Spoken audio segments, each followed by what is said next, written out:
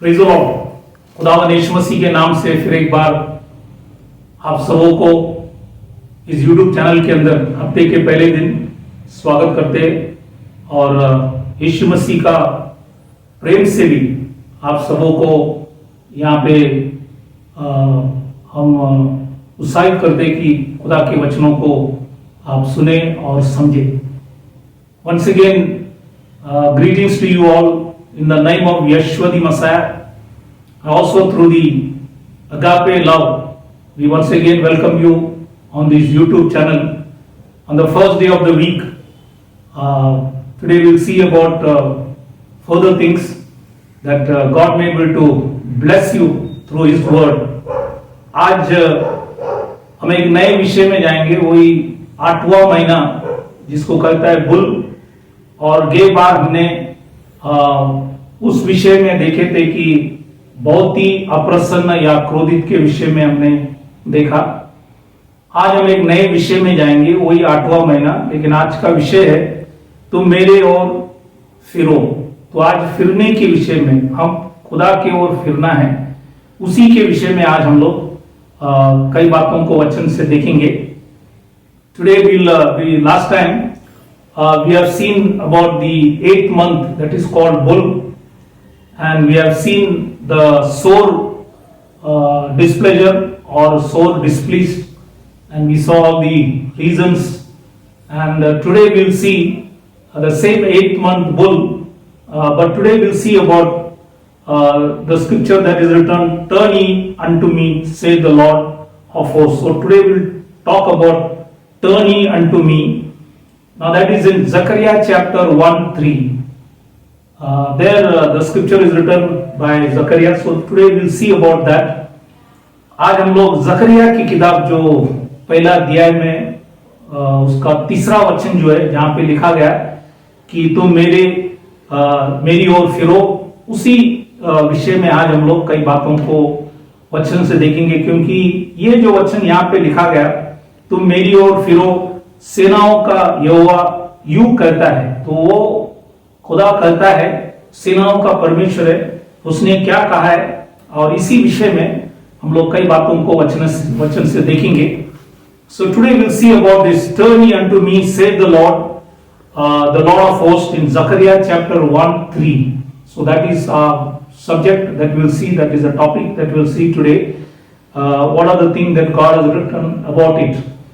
सो आज वचन में जाने से पहले हम लोग दुआ करें, प्रार्थना करें, ताकि आज की जो रोटी है खुदा हमें समझाए और हम इसको सीखकर खुदा को आदर सम्मान करें। इसलिए हम लोग प्रार्थना करेंगे। Before we could start the word, let us bow our heads and pray that God may give us wisdom and understanding to understand His word. तो आइए हम प्रार्थना करेंगे। Hallelujah, hallelujah. खुदावन यीशु मसीह, राजाओं का राजा, प्रभुओं का प्रभु, इस हफ्ते के पहले दिन खुदावन आपको हम धन्यवाद करते हैं। फिर एक बार हमारे जीवन के अंदर आपने मौका दिया, समय दिया, और आज की जो वचन लॉर्ड गॉड ऑलमाइटी, ये रोटी हम जब तोड़ेंगे, खुदावन तेरी आत्मा से हमें प्रकाशित कर, ताकि हम खाकर तृप्त होकर तेरे नाम की महिमा करें। हमारी समझ को खोल, आत्मा से प्रकाशित कर, ताकि सीखकर समझकर तुझे आदर सम्मान करे। लॉर्ड सबों को आशीष कर। छोटी सी विनंती खुदावन यीशु मसीह के नाम से मांगता हूं, सुन कबूल कर, आमीन। तो आज जकरिया की किताब पहला अध्याय 3रा वचन में यहाँ पे लिखा गया कि तुम मेरी ओर फिरो, क्योंकि ये सेनाओं की यहोवा का बाइबल के अंदर लिखा है, वो यूं कहता है। तो ये मेरी ओर फिरो, इसी के विषय में आज हम लोग कई बातों को देखेंगे। और इसमें विशेष करके हम लोग एमोस की किताब में कई वचनों को हम पढ़ेंगे, कई बातों को हम देखेंगे। तो जब उस किताब में, एमोस की किताब में जब जाते हैं, तो वहां पे आप जब पढ़ेंगे तो वहां पे लिखा गया कि एमोस ये जो व्यक्ति था, वो भेड़ बकरियों की चराने वालों में से एक व्यक्ति था। क्योंकि वहां पे पहला अध्याय पहला वचन में लिखा है, एमोस की किताब पहला अध्याय पहला वचन, और 7वां अध्याय 14 और 15 वचन भी जब हम लोग पढ़ेंगे तो वहां पे भी लिखा गया कि ये भेड़ बकरियों के चराने वालों में से एक व्यक्ति था। वो कहता है कि मैं तो नबी नहीं है, ना नबी का पुत्र है, लेकिन खुदा ने उनको वचन में लिखा गया कि जाओ मेरी प्रजा इज़राइल से भविष्यवाणी कर, इसलिए वो जाकर भविष्यवाणी वचन के मुताबिक कर रहे।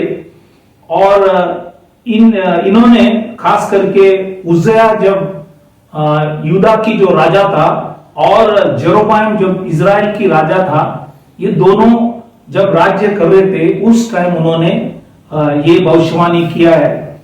और उन्होंने ये भी लिखा है, यहाँ पे हम कुछ वचन जब पढ़ेंगे तो कई बार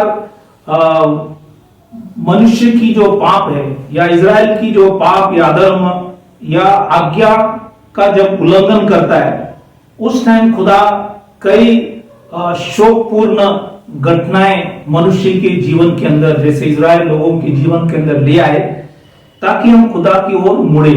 भले हम खुदा को जानते हैं लेकिन हम सीरियसली उस बातों को अपने जीवन में लेते नहीं है और कई बार हम उनकी आज्ञाओं को उल्लंघन करते हैं, कई पाप कई अधर्म चीज हम करते हैं और इसलिए कई बार हमें खुदा शोकपूर्ण घटनाएं ले आते ताकि हम इस बातों को ख्याल करें।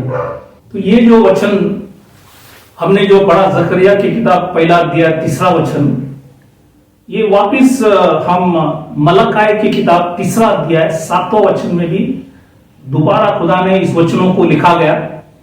और उसी समान नए करार के अंदर भी जब हम लोग याकूब की किताब 4 अध्याय 8वां वचन जब हम लोग पढ़ेंगे तो वहां पे भी खुदा ने लिखा है कि परमेश्वर के निकट आओ तो वो भी तुम्हारे निकट आएगा। तो इसलिए ये वचन जुना करार में भी लिखा गया ताकि अगर हम भूल गए तो नए करार में भी खुदा हमें याद दिलाता है कि उसके निकट आओ। और जब हम आते नहीं है तो कई बार खुदा हमारे जीवन के अंदर, मैंने कहा जैसे शोकपूर्ण घटनाएं हमें ले आते कि हम ध्यान पूर्वक उसके वचनों को याद करें, माने। तो इसलिए यहाँ पे 9 ऐसे बातों को खुदा करते हैं कि हम, बाइबल के अंदर लिखा है, इस घटना के समय उसकी ओर मुड़े। इसलिए विश्वासी जीवन में भी कई घटनाएं हमारे जीवन के अंदर होते हैं कि हम उसकी ओर मुड़ना चाहिए। इसलिए आज हम इस विषय को वचनों से देखेंगे। Today when we have this subject, turn ye unto me, said the Lord of hosts, in Zechariah chapter 1:3, we'll go through the book of Amos, because Amos was a herdman. The word herdman in Hebrew, it is called nokade. Nokade means the owner or tender of sheep or a sheep master. Now he is writing to Israel during the days of King of Uzziah, Uzziah the king of Judah, and in the days of Jeroboam the king of Israel. Now he says, I am not a prophet nor the son of a prophet. He mentions it in Amos chapter 7 verse 14 and 15 when you read it. There it is mentioned, yet God told him to go and prophesy to the people of Israel. Now therefore he is going and prophesying all these things to them. What he prophesied, that we'll see today. Now many a times due to sin or iniquities or because of disobedience, though we know God, God brings some tragedies in our life so that we may turn to God or return to God. And the same scripture that we read in Zechariah 1:3, it is also mentioned in Malachi chapter 3:7, also in the New Testament, in the book of James chapter 4 verse 8, he says very clearly, draw nigh to God and he will draw nigh to you. So if you read this in the Old Testament and you keep forgetting, then God is reminding also in the New Testament that we need to come nigh to God, and that's why he has written these scriptures. Now many a times he brings all these tragedies in our life or some things in our life that we must turn to God. Now today we'll see 9 things from the Bible, 7 things from the book of Amos and 2 from the book of Malachi. Totally 9 things what God does in our life, so that we may be serious and turn to God, so that our life may not be lost. Now, especially we are in the time of His coming. Now, all situations in our life, it is good to them that love God. So we may understand Him and we may come little more closer than ever before. इसलिए आज ये घटना के द्वारा खुदा हमें उसके करीब ले आने कोशिश कर रहे, क्योंकि आज खुदावन यीशुआ का भी आने का समय बहुत निकट है। इसलिए आज हमारे जीवन के अंदर भी, विश्वासी जीवन में भी कई घटनाएं होते कि हम उसके करीब आए। इसलिए आज हम कुछ घटनाएं वचन से देखेंगे। तो पहले जो घटना है वो एमोस की किताब 4वां अध्याय 6वां वचन जब लोग पढ़ते हैं तो वहां पे खुदा ने यहाँ पे लिखा है कि मैंने तो तुम्हारे सब नगरों में दाग की सफाई कर दी है। अब ये दाग की सफाई क्या है? और लिखता है और तुम्हारे सब स्थानों में रोटी की गटी की है। तो भी बाइबल के अंदर लिखा है तुम मेरी ओर फिरकर ना आए, यहोवा की यही वाणी है। अभी यहां पे लिखा है कि एक वर्ड दांत की सफाई। दांत आपका एकदम साफ कब होता है? जब आपको खाने के लिए कुछ मिलता नहीं, खाना नहीं है करके आपका दांत कभी भी साफ रहता है। तो आज यहाँ पे गॉड बहुत इंटेलिजेंट गॉड है, मतलब वो बुद्धिमान है, इसलिए वो अलग अलग जगह पे अलग अलग वाक्य लिखकर या शब्द लिखकर आपको याद दिलाता है कि वो बहुत बुद्धिमान परमेश्वर है। यहाँ पे ये लिखा गया, लेकिन कई जगह पे वो अलग वाक्य लिखा गया, शब्द लिखा गया, वो है आखाल लिखा गया, कई बार लिखता है महंगी, ऐसे सब लिखकर वो आपको याद दिला रहा है। तो यहाँ पे खुदा लिखता है कि जब हमारे अगर दांत की सफाई हुआ है, मतलब दांत साफ है, ये क्यों है ये हमको सोचना है, या रोटी की गटी है तो हमें सोचना है। और इसलिए खुदा ने यहाँ पे लिखा गया। इसलिए कई बार बाइबल के अंदर आप जब पढ़ते हैं तो बहुत से बार अकाल के विषय में खुदा ने लिखा है।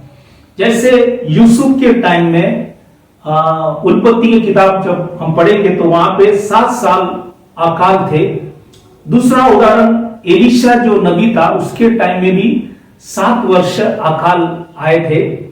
तीसरा जो उदाहरण है एलिया नबी थे, उनके टाइम में 3.5 साल बाइबल के अंदर लिखा है अकाल पड़ा था। और चौथा उदाहरण जो है नबूकदनेस्सर राजा जब यरूशलेम के मंदिर को जब कब्जा किया, तभी भी यिर्मयाह की किताब 52वां अध्याय 6वां वचन में लिखा है कि वहां पे भी बाइबल के अंदर लिखा है अकाल थे। और विशेष हम जब जुना करार बार बार जब पढ़ते टाइम खुदा ने बाइबल के अंदर 4 दंड लिखा है। वो 4 दंड में एक दंड है अकाल। और ये 4 दंड जैसे एजिकियल की किताब 14वां अध्याय 12 से 23 वचन जब लोग पढ़ेंगे, वहां पे खुदा ने 4 दंड के विषय में लिखा है। एक है अकाल, दूसरा है दुष्ट जंतु, और तीसरा है तलवार, और चौथा है मरी। तो ये 4 चीज है जो खुदा की दंड। तो पूरे जुना करार में जब पढ़ते हैं ये लिखा गया कि ये दंड से लोगों को नाश करते, इसलिए आने वाले समय के अंदर भविष्य में भी ऐसे घटना हो सकता है, क्योंकि खुदा न बदलता परमेश्वर है, और जो पहले हुआ वही आज घट रहे और वो भी आगे घटने वाले हैं। इसलिए इस बातों को समझना बहुत जरूरी है।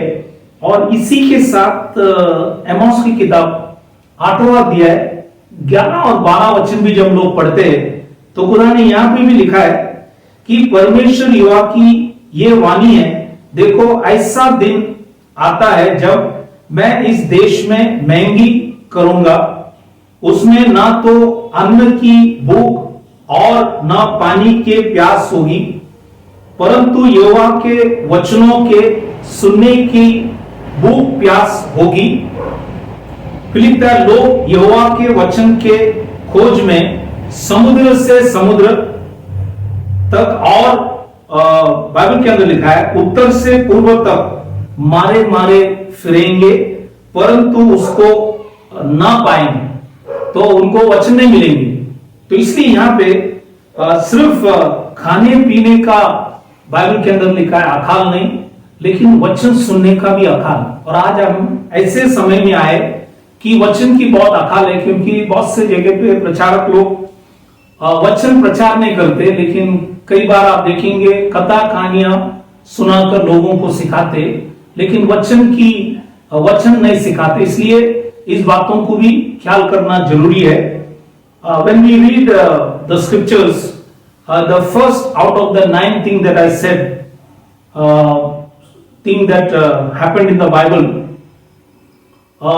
first thing is when you read Amos chapter 4:6, it says, and I also have given you cleanness of teeth in all your cities, and want of bread in all your places, yet have you not returned unto me, saith the Lord.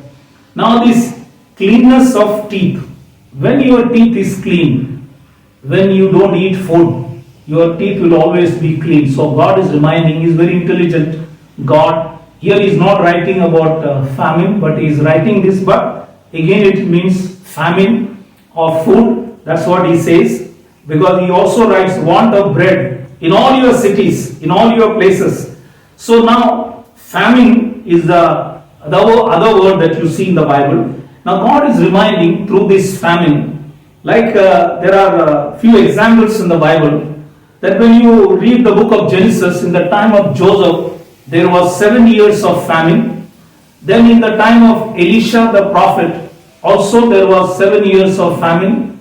Now this thing I already preached earlier, you can go through the earlier videos. And also in the time of Elia, there was 3.5 years of famine. And also in the time of Nebuchadnezzar, when he came to besiege this Jerusalem, the land, it says there was famine there. When you read Jeremiah chapter 52 verse 6, you will come to know that there was famine in that time also. And mostly you see that there are 4 sore judgments God brings always upon the people. That is mentioned in Ezekiel chapter 14, 12 to 23. When you read it, when you read 12 to 23, then you see that there are 4 sore judgments.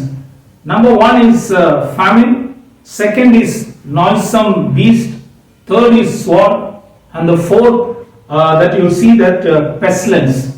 Now these 4 things are the sore punishment that God brings upon the people when they reject Him or they don't hearken unto His voice.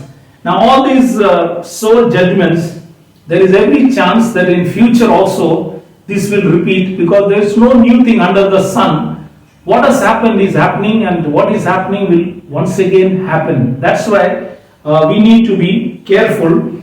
Now along with this scripture in Amos chapter 8 verse 11 and 12, Amos says, behold, the day is come, saith the Lord God, that I will send a famine in the land, not a famine of bread, nor a thirst for water, but of hearing the words of the Lord. And they shall wander from sea to sea, and from the north even to the east, they shall run to and fro to seek the word of the Lord, and shall not find it.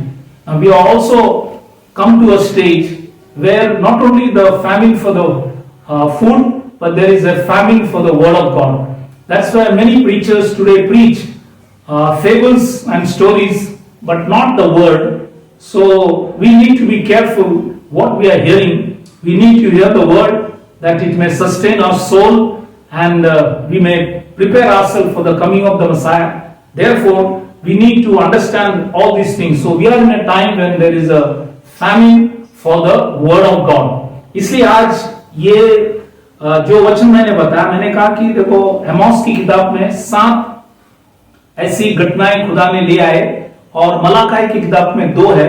उसमें से हमने आज पहले घटना जो वचन में है उसी को हमने देखा कि मैगी के विषय में या अकाल के विषय में हमने यहाँ पे आपको इस वचनों को बताया। अब हम दूसरा जो घटना है वो क्या हुआ, हम वापस एमोस की किताब 4वां अध्याय 7वां वचन जब लोग पढ़ते हैं, तो वहां पे खुदा ने लिखा गया, जब कटनी के 3 महीने रह गए तब मैंने तुम्हारे लिए वर्षा न की। मैंने एक नगर में जल बरसा कर दूसरे में न बरसाया। एक खेत में जल बरसा और दूसरा खेत जिसमें न बरसा वो सूख गई। ना ये वचन को ख्याल से समझ लेना, क्योंकि यहाँ पे बाइबल के अंदर लिखा है वर्षा बहुत मुख्य चीज है, और जब वर्षा नहीं होता है तो बहुत से समस्याएं होता है। अब बाइबल के अंदर लिखा है वर्षा ना की। कई बार खुदा ने दूसरा तरफ से लिखा गया, जैसा मैंने कहा कि वो बहुत बुद्धिमान है। कहीं लिखता है कि मैं आकाश को बंद करूं, या वर्षा बाइबल के अंदर लिखा है न की, यहां पे लिखा है वर्षा न की, क्योंकि दूसरा इतिहास 6वां अध्याय उसका 26वां वचन जब पढ़ता है, वहां पे सुलेमान राजा ने प्रार्थना करते टाइम कहा गया, खुदा अगर आकाश बंद हो कि वर्षा वहां पे नहीं है, तो लिखा है कि ये इसका कारण है कि लोगों ने, बाइबल के अंदर लिखा है, तेरे विरुद्ध पाप करते हैं। तो लोग जब खुदा के विरुद्ध पाप करता है तो खुदा आकाश को भी बंद करते, मतलब वर्षा भी वो ना ले आते, और ये पाप की वजह से। लेकिन दूसरा एक वचन जब हम पढ़ेंगे, व्यवस्था विवरण इसकी 28वां अध्याय 12 वचन, जहां पे 1 से 14 आशीष के विषय में लिखा है। उस आशीष में खुदा ने व्यवस्था विवरण 28:12 में लिखता है कि ये जो आकाश रूपी उत्तम भंडार को खोलकर समय पर मेह बरसाए, तो समय पे मेह बरसाता है, तो बंद भी करता है। वो बाइबल के अंदर लिखा है आकाश को खोलता भी है, बंद भी करता है, सब उसी के हाथ में है। तो बारिश ले आना, बारिश बंद करना सब उसी के हाथ में है। और ये जो वचन हमने पढ़ा आत्मिक तौर से बाइबल के अंदर लिखा है, जैसे खेत जो है वो बाइबल में संसार बताते हैं। नए करार में लिखा है खेत संसार है, तो ये खेत जो संसार है, तो संसार मतलब संसार में कौन है? लोग है। तो ये संसार जो लोग है, इसी के विषय में लिखा गया कि जैसे संसार में अगर जैसे खेती में बारिश होता है तो खेती आपको बहुत अच्छे उपज देता है, वैसे ये हमें ये भी दर्शा रहा है कि ये जो आत्मिक तौर से ये पवित्र आत्मा की वर्षा भी हमें याद दिलाता है। जब जोएल की किताब दूसरा अध्याय 23 वचन आप पढ़ेंगे तो ये पवित्र आत्मा भी हमें दर्शाता है। तो कई बार पवित्र आत्मा की कार्य ना होते, क्योंकि हमारी गलतियों की वजह से हमने खुदा के वचन को उल्लंघन किया है, इसी की वजह से आज बारिश बंद है। तो इसलिए हमें प्रार्थना करना है कि गॉड हमें पवित्र आत्मा का भी वर्षा दे, ताकि उसी का जो कार्य है वो अंत के समय में होने के लिए भी हम खुदा से विनती प्रार्थना कर सकता है। और इसी के साथ 4वां अध्याय, आमोस की किताब 4वां अध्याय 8वां वचन में लिखा गया कि जब बारिश नहीं होता है तो क्या होता है? देखो, इसलिए लिखा है कि यहाँ पे, इसलिए 2-3 नगरों के लोग पानी पीने को मारे मारे फिरते हुए एक ही नगर में आए, परंतु तृप्त न हुए। तो भी बाइबल के अंदर लिखा है, तुम मेरी ओर न फिरे, यहोवा की यही वाणी है। तो आज पीने का पानी, जब बारिश नहीं होता है तो पानी पीने का भी समस्या है। इसलिए वचन जो हम लोग ने पहले पढ़ा कि एक समय आएंगे कि परमेश्वर पानी और बाइबल के अंदर लिखा है भूख की जो अकाल है वो भी ले आएंगे। तो इसलिए इस बातों को समझना बहुत जरूरी है। इसलिए देखो यहाँ पे पानी पीते लेकिन लोग तृप्त नहीं हुए, क्योंकि पानी का भी बहुत समस्या था, क्योंकि खुदा ने आकाश को बाइबल के अंदर लिखा है बंद रखा, वर्षा न की। इसलिए इस बातों को समझो। कई बार हमारे जीवन के अंदर भी जो कार्य होता नहीं है, क्योंकि पवित्र आत्मा की तरफ से होता नहीं है। इसलिए इस बातों को भी हमें ख्याल करना है। तो ये दूसरा जो घटना है मैंने आपको बताया, जिसके द्वारा अगर हमारे बीच में अकाल है तो हम खुदा की ओर मुड़े, या हमारे बीच में बाइबल के अंदर लिखा है कि वर्षा ना की तो हम क्या करना है? खुदा की ओर मुड़ना है। अगर पानी पीने के लिए अगर नहीं है तो हमें मुड़ना है। अगर हमें आत्मिक जीवन के अंदर अच्छे पानी और अच्छा वचन नहीं मिलता है तो भी हम खुदा से प्रार्थना करना है, ताकि खुदा हमारे प्राण को तृप्त करे पानी से और वचन से। तो इसलिए इस बातों को भी ख्याल करना। The second thing that we see here is when we read Amos chapter 4:7, here it says, this is the second thing, and also I have withheld the rain from you when there were yet 3 months to the harvest, and I caused it to rain upon another city. One piece was rained upon, and the piece whereupon it rained not withered. Now this is the field. If you don't receive rain, then there is always a possibility that the field will get withered, or whatever crops are there that get withered. He says here now, why? Now here it says very clearly, if I withhold the rain. In another place he writes, if I shut the heaven. Meaning is both the same. So when we go to 2 Chronicles chapter 6:26, there when Solomon is praying, he says, if the heaven is shut, that there be no rain, because the people have sinned. So the rain is not there because the people have sinned. Now that is what the one scripture it says, that many a times the rain doesn't come because of the sins of the people. That's why God sometimes shut the heaven. But also there is another scripture when we read Deuteronomy chapter 28 verse 12 says that he opens the heaven. So he has the power to open the heaven and also to shut the heaven. Now in Deuteronomy chapter 28:12, which first 14 words are blessings, in that blessing we read 12th verse, it says that he opened the heaven that he may give rain in due season. So here he opens and he also has the power to close it or shut it. Now also this rain, spiritually it also speaks about the Holy Spirit, Ruach Kodesh, Holy Spirit. Because in Joel chapter 2:23, when you read it, you will see about the former rain and the latter rain is also mentioned there. And it says about the rain. So spiritually it means, that's why we see sometimes the work of the Spirit of the Lord is missing because of the sins of the people. Therefore we need to pray so that God may be able to bring that work that he brought on the day of Pentecost. When you see that the Ruach Kodesh ministry was seen there, we need to pray in these last days also before his coming, that same ministry may be seen back. Now further in Amos chapter 4:8 it says, so 2 or 3 cities wandered unto one city to drink water, but they were not satisfied, yet have ye not returned unto me, say the Lord. So as I said, we read earlier, we have seen the scripture that there is going to be a famine for food and for water. So here you see there is a famine for water. So therefore God is writing us spiritually also there is a famine for the word of God, for food and for water, means the spiritual food and spiritual water. So therefore we need to pray that we may, because we are living in a time where most of the preachers, they preach, take one word and preach on fables, stories, because Bible says time will come when they shall not endure sound doctrine. That's why we need to hear sound doctrine from the word, that it may be a blessing to us. तो आज ये जो दूसरा बातों को आपको याद दिलाया, इसलिए कि आज हम समय ऐसा है कि लोग खरे जो शिक्षण है वो नहीं सुनेंगे, तो इसलिए बहुत से लोग कथा कहानियां में समय गवाते लेकिन वचन को प्रचार नहीं करते, इसलिए विश्वासी आत्मिक नहीं बनते, विश्वासी कभी भी शारीरिक रहता है। तो हमें आत्मिक बनना है, इसलिए वचनों को यहाँ पे भी आपको इस वचन के द्वारा याद दिलाया गया।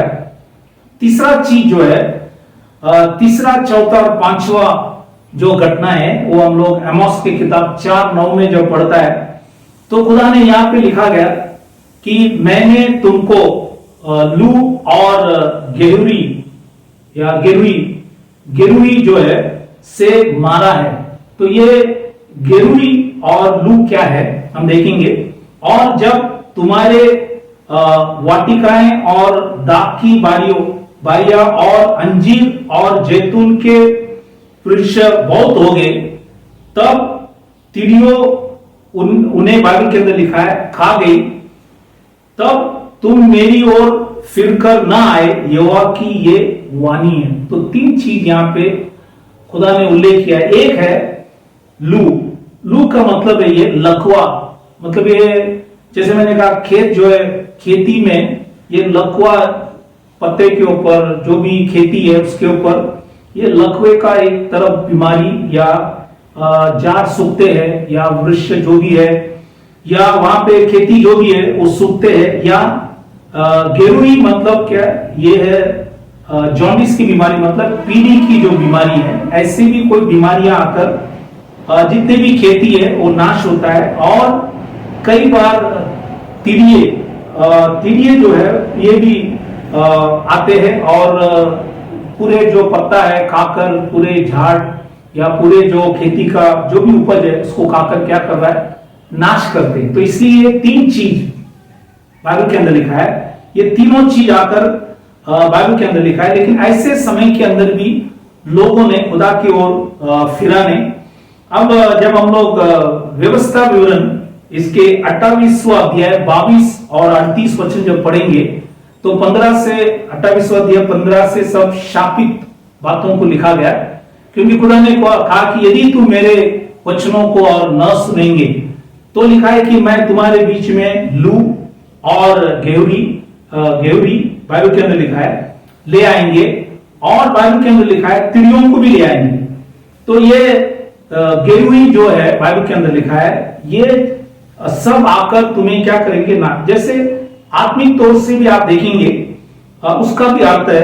और ये दोबारा भी हगई भी लिखा गया, हगई की किताब 2:17 में भी जब हम लोग पढ़ते हैं हगई ने भी लिखा, क्योंकि वो लोग खेती का बहुत से उपज को अपेक्षा रखते थे लेकिन थोड़ा उनको मिला। जब वो थोड़ा जब ले आए तो खुदा ने कहा कि मैंने उसको उड़ा दिया। कैसे उड़ा दिया बोलते ये तीन चीज से वहां पे लिखा गया। एक था लू, और लिखता है कि बाइबल के अंदर लिखा है गेरुई, और वहां पे लिखा है कि वहां पे तीसरा भी एक चीज वहां पे उल्लेख किया है कि आकाश से मैं बाइबल के अंदर लिखा है ओले को ले आऊंगा, और ये तीन चीज से हगई में भी लिखा, और उससे मैं क्या करूंगा, उड़ा दूंगा। आपको ये समझाना है, देखो हम अपेक्षा किया कि हमें 100 रुपया मिले लेकिन हमको मिला 20 रुपया, तो 20 रुपया में हम खाने के लिए कोशिश किया, लेकिन खुदा ने क्या किया, वो 20 रुपया भी हमें दवा पानी में डालकर वो भी पैसे हमसे चले गए। वैसे लोगों की नाश होता है। एक उदाहरण मैंने आपको बताया, ये इसलिए लिखा गया कि इसी को हम ख्याल करें।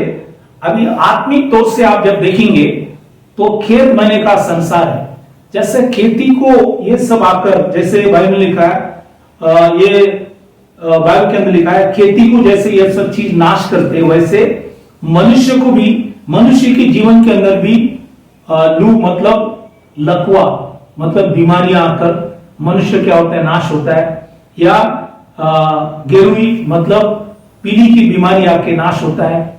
या तिड़िया मतलब कोई कीड़ा, जैसे कैंसर की कीड़ा, HIV या और कोई बीमारियां जो बाइबल में लिखा नहीं, ऐसे बीमारी भी ले आऊंगा।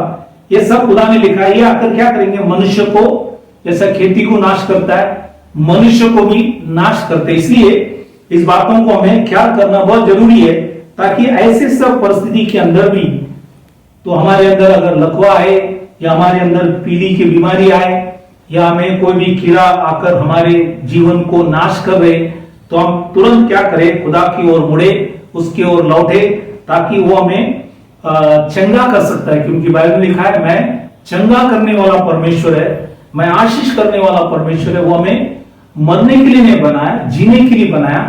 और ये सब घटनाएं होते कि हम खुदा की ओर मुड़ना बहुत जरूरी है। The third, fourth and the fifth thing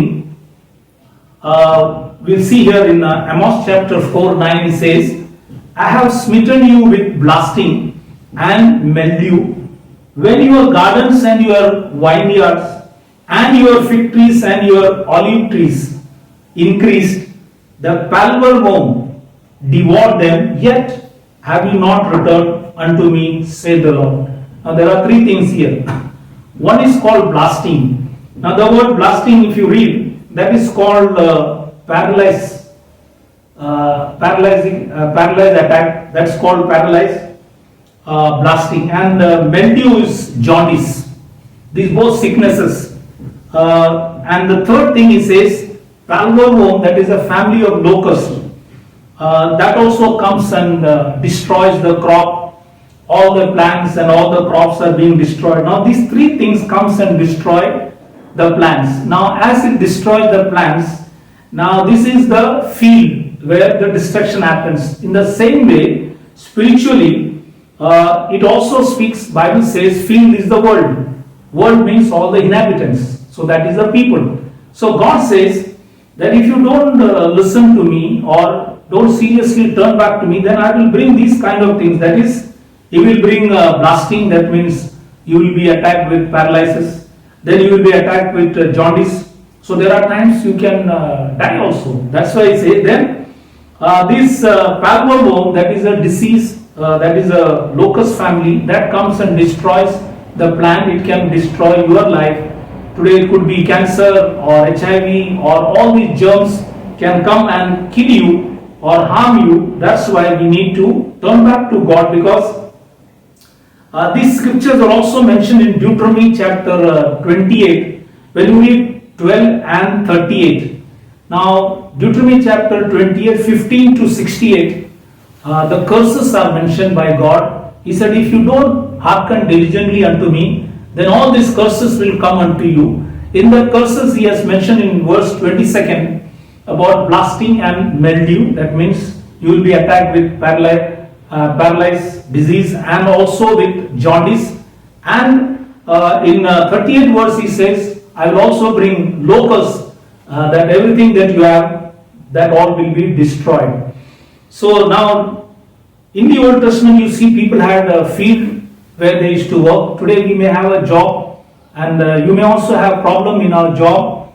As you see today that a lot of people have lost their job, or the salary has come down, or so many other things. Now this is all for us to think and turn back to God. If you serve Him, then God will definitely take care of your finance, because He is the God who knows everything, and He doesn't want you to suffer the way the world is suffering today. And that's why all this thing is written, that we may take care. Now also in the book of Haggai chapter 2 verse 17, Haggai also reminding these people who came out of the captivity, when they were rebuilding the temple, God is reminding them that you expected much but you got little. And when you brought it, then he said, I blew it up. Like an example, that if you get 100 rupees, you are supposed to get. That is your salary. Now, you expected 100 but you got only 50. Or you only got 20. And when you brought that 20, God says, I blew it up. How did He blow it up? Or how did He blow it up? It is by bringing three things. In Haggai 2:17, you read it, it says by blasting, by mildew, and by hail. So these three things comes and attack you. So whatever 20 rupees that you had, that also gone in sickness, and you have nothing in your hand. That is the condition of many people, and that's why many people commit suicide, or they don't know what to do, and they are in troubles and anxieties and worries, and they had no problem, but they go to this kind of situation. That's why we need to be careful. That's why God has written these scriptures, that we may turn back to God. We must seriously consider that these things have happened, so that we may come little more closer than ever before and prepare ourselves for the coming of the Messiah. ये है, मैंने 5 चीज आपको यहाँ पे बता चुका. अब हम छठवां चीज में जाएंगे.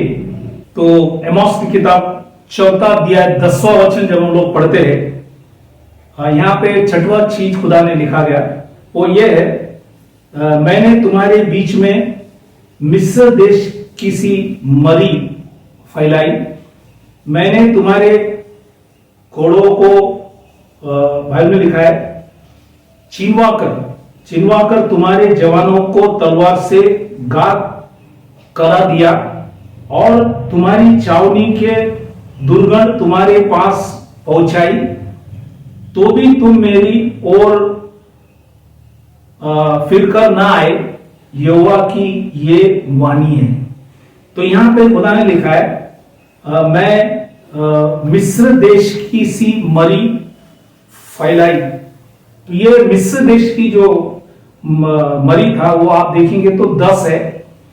तो निर्गम की किताब 7वां अध्याय 11 वचन तक आप जब पढ़ेंगे, वहां पे 10 मरी के विषय में लिखा है। और ये 10 मरी खुदा ने इसलिए लिया है कि फरो को अपना सामर्थ्य दिखाने के लिए खुदा ने लिया है। इस बातों को भी याद रखना। और ये इसलिए है कि ये मरी, जैसे आज हम जो समय में हैं, आप और हम भी आज एक मरी आज हमारे बीच में भी है। पूरे विश्व आज इस मरी से बहुत चिंतित है और दूसरा बार वापस आने का भी चांस है। इसलिए हम इस बातों को ख्याल करना। तो ऐसे समय के अंदर भी आज देखो ये महामारी आए, कम से कम 6-7 महीने से आप और हम इसी में है। और खुदा ने आपके ऊपर कितने प्यार किए कि उन्होंने आपको और हमको इस महामारी से बचाकर यहां तक आपको और हमको खुदा ने पहुंचाया, इसलिए कि हमें याद दिलाता है कि हमें हमारी गलतियों को ढूंढकर हम खुदा की ओर मुड़ना है। इसलिए ये महामारी ले आए ताकि हम मुड़ जाए। नहीं तो यहाँ पे लिखा है, देखो मैं जवानों को तलवार से घात करा दिया करके लिख दिया, तो जवान बूढ़े सब चले जाते। ऐसे महामारी के अंदर आपने देखा होगा, रोज आप घटनाएं देखते। तो इसलिए आज खुदा इस महामारी से भी आपको हमको भी याद दिलाता है कि इस 8वें महीने में जकरिया नबी ने जो वचन जो बंधुआई से आए लोगों को प्रचार कर कर उन्हें भी समझाया कि तुम्हारी पुरखाओं ने जो किया वो तुम करे नहीं। जैसे आज खुदा आपको और हमको भी याद दिलाता है, हमारी पुरखाओं ने जो मंडली में थे उन्होंने भी कई गलतियां की है और कुछ रिवाजें ले आए। आज हमें इस सारी चीजों से बाहर आकर हम खुदा के वचन को आदर सम्मान करें, इसलिए बातों को यहाँ पे लिखा गया। The sixth thing that we see today is in Amos chapter 4:10. It says, I have sent among you the pestilence, that is 10, after the manner of Egypt. Now this 10 pestilence is mentioned in Exodus chapter 7 to 11 chapter. When you read chapter 7 to chapter 11, when you read it, you'll see that 10 pestilence is mentioned. And it says, your young men have I slain with the sword, and I have taken away your horses, and I have made the stink of your camps to come up unto your nostril, yet have we not returned unto me, saith the Lord. So today we are also in the midst of a pestilence, as we have seen for the past 6-7 months. We have seen so many people passing away, and God has been so good to you and me that God has kept you and me safe because we believe Him. And therefore again He is reminding us that if still there is something wrong, then we need to correct ourselves, get back to God, because His coming is very near. Now how He will make us serious? Now this is only through these pestilences and all these things what we are hearing today. That is the thing that will bring us closer and closer to God, preparing ourselves for His coming, so that we may not be found wanting. That's why this scripture is mentioned here. Now we'll go further.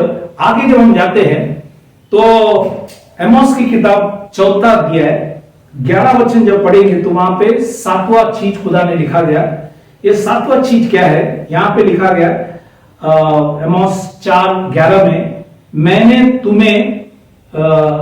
तुम्हें से कई एक को ऐसा उलट दिया जैसा परमेश्वर ने सोदोम और गमोरा या हमोरा को उलट दिया था, और तुम आग से निकली हुई लकड़ी के समान ठहरे, तो भी तुम मेरी ओर फिरकर न आए, यहोवा की ये वाणी है। तो आज यहाँ पे 2 चीज याद दिलाना चाहता हूं। एक है कि बाइबल के अंदर लिखा है वो सोदोम और गोमोरा के समान लोगों को उलट दिया। तो ये उलटने का काम भी खुदा करते हैं, लेकिन जो सत्य है, सत्य को कभी कोई व्यक्ति उलट नहीं कर सकते। इसलिए हम इस बातों को याद रखें। इसलिए गमालियल ने कहा गया कि पीटर और जॉन जो प्रचार करते हैं उनकी सेवा को आप उलट नहीं कर सकेंगे, क्योंकि वो लोग वचन को प्रचार कर रहे। इसलिए यहाँ पे याद रखना। लेकिन 2 तिमोथी 2 अध्याय 17 और 18 वचन में जब पढ़ता है तो वहां पे 2 प्रचारक लोग थे, मिनियस और फिलिपस। इन दोनों ने कई वचनों को प्रचार किया जो वचन में नहीं थे, और लोगों की विश्वास को बाइबल के अंदर लिखा है उलट किया। और इसलिए आत्मिक बातों की तरफ से हम इस बातों को समझना है। और दूसरी बात यह है कि खुदा ने लिखा है यहाँ पे, आग से निकली हुई लकड़ी। आज आप और हम आग से जला हुआ एक लकड़ी था। आज हम सब मरने के लिए योग्य थे। आज हम नशे में, पाप में, बुराई में, अलग अलग गलती के अंदर हम उस पाप की आग में जलते हुए जीवन से खुदा ने आप और हमको वो लकड़ी को हटाकर हमको विश्वास के अंदर ले आए। तो हम सदा खुदा को याद करना है कि हम जलकर मर जाते थे, लेकिन खुदा ने हमको उस जलता हुआ लकड़ी को निकालकर वो आग को, पाप की आग को बुझाकर आज आपको और हमको विश्वास की मार्गों में ले आए। इसलिए खुदावन यीशुआ मसीहा के नाम को हम धन्यवाद करना चाहिए। हमारे पाप बीमार मरण को उन्होंने क्रूस के ऊपर नष्ट किया ताकि हमें सार्वकालिक जीवन मिले, अनंत काल की जीवन मिले, और मरने के बाद भी एक जीवन है वो खुदा ने हमें वचन के द्वारा समझाया। इस बातों को हम ख्याल करें। इसलिए यहाँ पे लिखा है कि हम आग से निकली हुई लकड़ी है, इसलिए हम इस बातों को ख्याल करें ताकि खुदा आप सबों को आशीष करे, आशीर्वाद करे।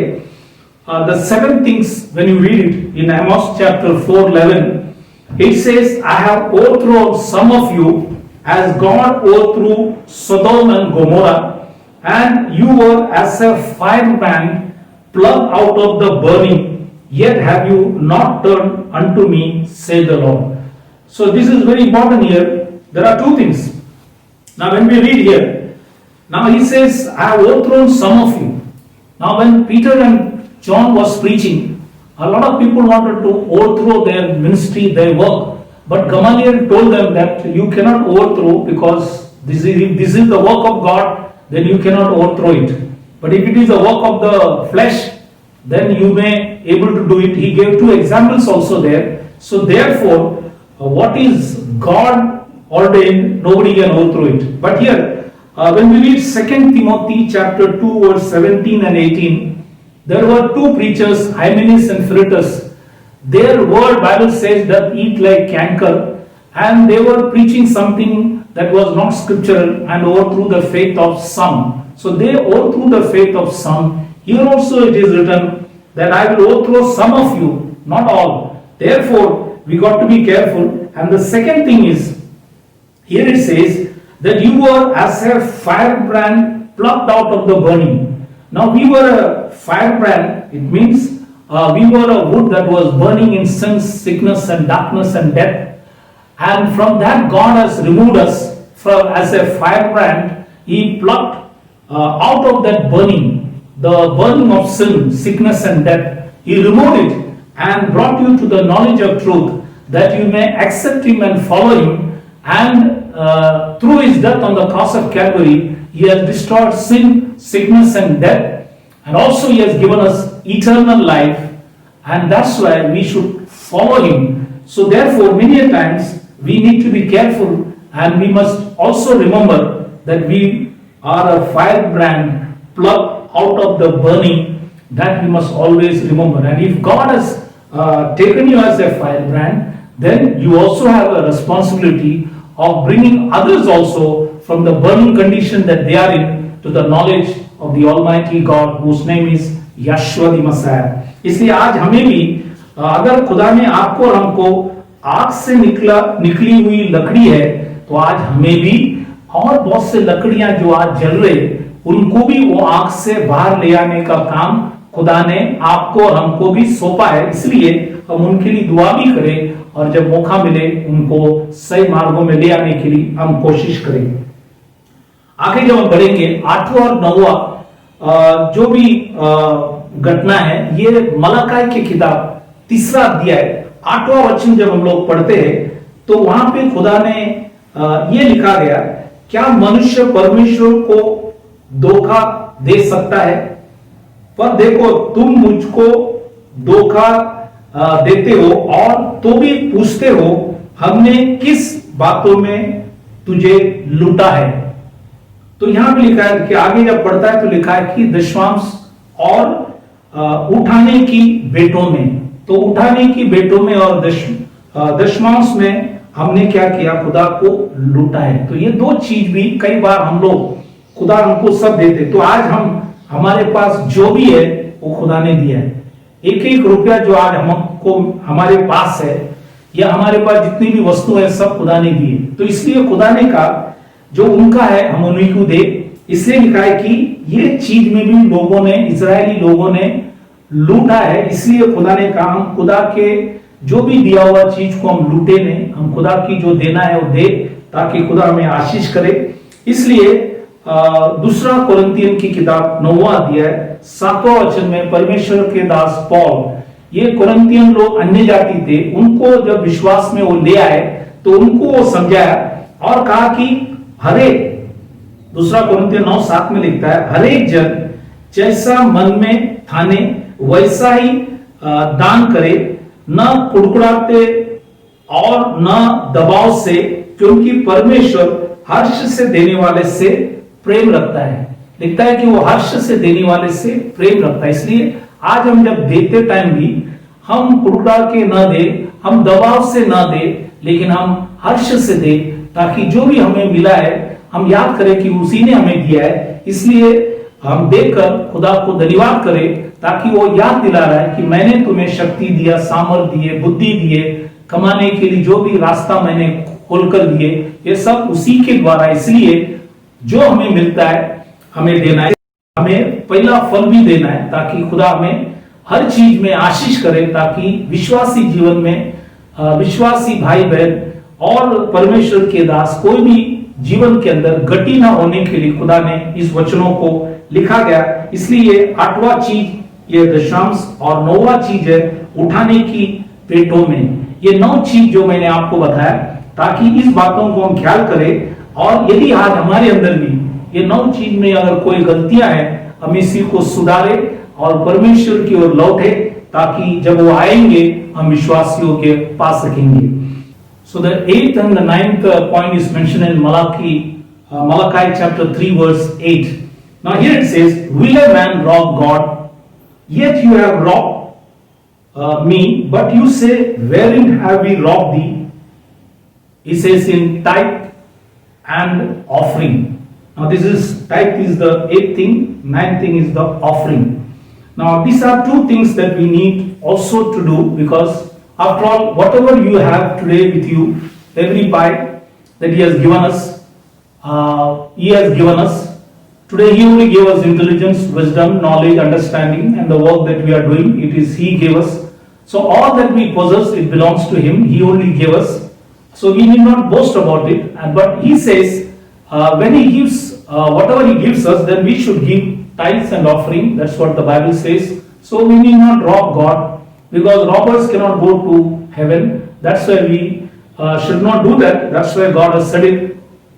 Therefore He says these two things. That's why in the New Testament, Paul is elaborating a little more. While speaking to the Corinthian church, Paul says, in 2 Corinthians chapter 9 verse 7, Paul says that everyone, whatever you purpose in his heart, give it not grudgingly or of necessity, but Bible says, for God loveth a cheerful giver. So when we give, we must give cheerfully, not grudgingly or because it is necessity, but because God has given us. After all, He is the one who gave us. Because I showed you all through the scriptures here earlier, if He is going to bring pestilence, or if He is going to bring blasting and mildew in your work, what are you going to do? You will not be able to sustain yourself. Therefore, God has been so gracious to us. He has given us. So when we give, it is always a blessing. Bible says it is better to give than to receive. So when we give, it is always a blessing. Everybody has to give, and we all should have a desire to give, so that God may be able to bless us. The pastors, the believers, everybody should have the habit of giving, so that in giving only you will get it. If you don't give, you will become poor. That's why many pastors are crying, suffering. It is because they themselves don't give, they only take. Every pastor is also supposed to give, the Bible says, but most of the pastors don't give. That's why they don't have money to feed themselves. God doesn't want that thing to happen in you. Therefore, you need to be careful that we may observe all those things. And if we are not doing it, we may do it so that God may be able to bless us. Now, if a company doesn't pay you, then you will be in a problem. So if you don't give it to God, you will also face a problem. That's why we must be good givers according to the scriptures. जैसे हमने वचन में देखा गया, उसी समान हर विश्वासी, हर pastor, सभी का कर्तव्य देने का काम करे, क्योंकि आज बहुत से पास्टर लोग दुखित है, बीमारी में है, क्योंकि उन्होंने भी दिया नहीं, वो खाली लेते हैं। खुदा ने कहा कि सबों को देने के लिए पास्टर का भी कर्तव्य देना, विश्वासियों का भी कर्तव्य देना। देने से ही हमें आशीष मिलेंगे, लेंगे तो हम गरीब बनेंगे, देंगे तो हम आशीष में होंगे। इसलिए बातों को ख्याल करना बहुत जरूरी है। तो आज मैंने आपको 9 चीज यहाँ पे बताया कि हमें खुदा की ओर लौटना है, खुदा की ओर फिरना है, ताकि खुदा आप सबों को आशीष करे। इसलिए इस वचनों को हमने यहाँ पे देखा गया। और अगले बार नेक्स्ट बाइबल स्टडी में हम लोग जब हम मुड़ेंगे तो खुदा लिखता है मैं भी तुम्हारी ओर मुड़ूंगा, उसके विषय में हम अगले बार देखेंगे। Next time in our Bible study class we will see that today God, as we said, that if you turn unto me, then God said I will also turn unto you. Next time in the Bible study we will see when God turns, what happens. When God turns to you, what happens, that you will see next time. तो आज यहाँ पे हम लोग इस वचनों को आपको याद दिलाया कि जकरिया नबी ने ये जो चीज यहाँ पे हमने देखा, उन्होंने कहा कि हम खुदा की ओर मुड़ना है। आमोस की किताब से हमने 7 चीजों को देखा, मलाकी किताब से हम 2 चीजों को देखा, कुल मिलाकर 9 चीजों को आज हमने देखे। तो आज हमारे अंदर भी अगर यदि कोई गलतियां हैं, हम उसी को सुधार ले, ताकि हम विश्वास योग्य पा सकेंगे। इसलिए इस बातों को ख्याल करना, ताकि खुदा इस वचनों से आप सबों को आशीष करे। तो हम आज के इस वचन यहाँ पे समाप्त करने से पहले हम हफ्ते के पहले दिन सभी के लिए हम दुआ करें, ताकि खुदा आप सबों को आशीष करे, आशीर्वाद करे। तो आइए सभी लोग अपने आंखों को बंद करें, सिरों को झुकाए, हम सभी के लिए प्रार्थना करेंगे। हालेलुया। खुदावन यीशु मसीह, राजाओं का राजा, प्रभुओं का प्रभु, जितने भी भाई बहन इस वचनों को सुने, यदि हमारे बीच में कोई बीमार, तकलीफ, परेशानी, संकट, या यदि कोई वचन को उल्लंघन किया, तो खुदावन उनके ऊपर दया कर, अनुग्रह कर, पापों को क्षमा कर, हर एक अपराधों को क्षमा कर, और आपने घायल फटके से चंगाई दे, और आपने वायु लहू से सभी के अपराधों को क्षमा कर सभी के विश्वासों को बढ़ा, उनके कमियों को माफ कर और वचन के करीब लिया, ताकि आपके नाम की महिमा, स्तुति, आराधना कर सके। और सभी के अंदर शांति, समाधान, अनुग्रह, आशीष होने के लिए खुदावन हम आपसे विनती प्रार्थना करें, सभी के ऊपर दया कर। छोटी सी विनती खुदावन यीशु मसीह के नाम से मांगता हूं, सुन कबूल कर, आमीन। As we come to the close of this message that we preached today about turn to God, we will pray for all those who may be, some of them may be sick or worried or in tensions or anxieties or whatever be your problem. We will commit ourselves to God, because He is a prayer hearing God and a prayer answering God. Therefore, let us bow our heads and pray for one another. Through the faith, God may be able to heal and make people strong. So let's bow our heads and close our eyes that we may pray. Father in heaven, the God of Abraham, Isaac and Jacob, the Almighty God, the Adonai, the Yahweh, the Yehovah God, we praise you, thank you and exalt you for this time. This time, Lord, we pray through this word that has been ministered, touch the hearts, touch the minds, open the eyes, open the understanding of the people, and all those who are suffering from whatever, Lord, maybe some may be sick, or in worries or tensions or anxieties or whatever be the problem, God, we pray that in the name of Yeshua the Messiah, God, heal them, and through the shed blood on the cross of Calvary, Lord, forgive all their sins and shortcomings and failures, wash them and cleanse them, and bless everybody, Lord. Keep them all in good health, that they may all continue to praise, worship and honor thee, Lord. Bind all paths of darkness, none of those evil forces may have power. Lead them in the paths of righteousness, that they may always honor thee, praise and worship thee, Lord. Thank you for this time. We give all glory to you. In Jesus Christ's loving name we ask. Amen. तो खुदा इस वचन के द्वारा आप सबों को आशीष करे, आशीर्वाद करे। जब तक हम फिर नहीं मिलते, खुदा आप सबों को उसके कृपा दया के अंदर बना रखे, यही हमारी प्रार्थना है। Till we meet again, God once again bless you all and God keep you strong in your life. Thank you very much, God bless you. खुदा आप सबों को आशीष करे। Praise the Lord.